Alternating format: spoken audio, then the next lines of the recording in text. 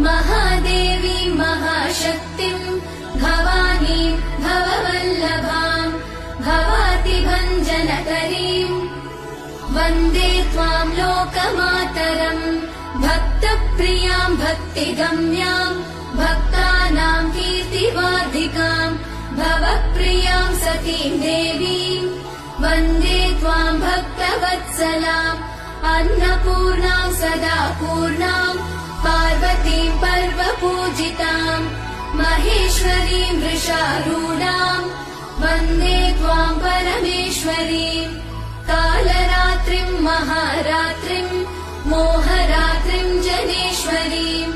शिवकान्तां शम्भुशक्तिं वन्दे त्वां जननीमुमां जगत्कर्त्रीं जगद्धात्रीं जगत्संहारिणीं